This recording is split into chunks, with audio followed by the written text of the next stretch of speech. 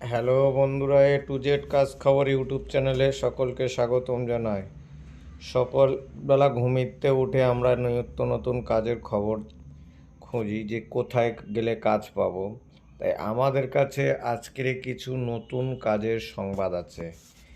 দেশের নয় এবং দেশের বাহিরে যারা ফরেন টিপ মানে দেশের বাইরে যারা কাজ করতে চান, যাদের পাসপোর্ট আছে, হয়তো তাদের কাছে টাকা নেই বিদেশে যাওয়ার জন্য, তারা আমাদের স্কিমে দেওয়া নাম্বারের সঙ্গে যোগাযোগ করতে পারেন।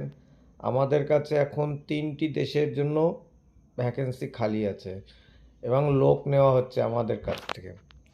সেই 3টি দেশ হচ্ছে জাপান, ইরাক আর কুয়েত। যারা এখানে গিয়ে কাজ করতে চান, হোটেল সার্ভিস বা লেবার এই ধরনের কাজ যারা করতে চান, ওখানে অফিসিয়ালিও জব। আমাদের এই জবে ওখানে মিনিমাম স্যালারি হচ্ছে ইন্ডিয়ান টাকায় 75,000 টাকা। সেখানে যেতে গেলে আপনাদের শুধু জাস্ট পাসপোর্টটুকু হলে আমাদের কোম্পানির থেকে লোন মারফতে আপনাদের ওখানে পাঠানো হবে।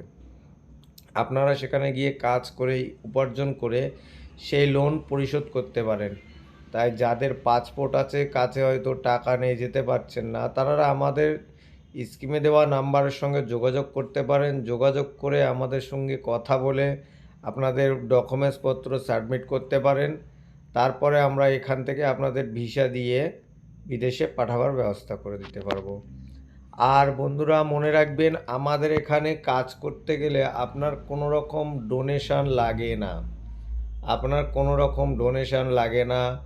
ডোনেশন ছাড়া আমাদের এখান থেকে কাজ প্রোভাইড করা হয়। আমাদের কোম্পানিতে কাজ করতে গেলে কোনো রকম ডোনেশন লাগে না। তাই যাদের বিদেশে যাবার ইচ্ছা, বিদেশে যেতে পারছেন না টাকার অভাবে, হয়তো অনেকে আছে, কোয়ালিফিকেশন আছে, সবই আছে, কিন্তু তারা বিদেশে একটা ভালো চাকরি খুঁজছে, তাই আমাদের কাছে কিছু ভ্যাকেন্সি খালি আছে।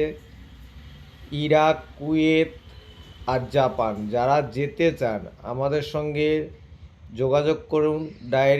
আপনারা ডাইরেক্টলি অফিসে আসুন। আমাদের অফিসের ঠিকানা হচ্ছে Kolkata New Town Eco Park 1 number gate. Kolkata New Town Eco Park 1 number gate. বন্ধুরা মনে রাখবেন, কোনো দালাল মারফতে আমাদের সঙ্গে যোগাযোগ করিবেন না। আমাদের চ্যানেলের সঙ্গে আপনারা ডাইরেক্টলি যোগাযোগ করুন আর ডাইরেক্টলি এসে কথা বলুন। আর ভিডিওটি যদি ভালো লেগে থাকে আপনারা একটি করে লাইক, শেয়ার, বেল আইকনটি বাজিয়ে রাখবেন, যাতে পরবর্তী নেক্সট কাজের ভিডিও আপনাদের সামনে তুলে ধরতে পারি। ততক্ষণ আপনারা সুস্থ থাকুন, ভালো থাকুন, সুস্থ থাকুন।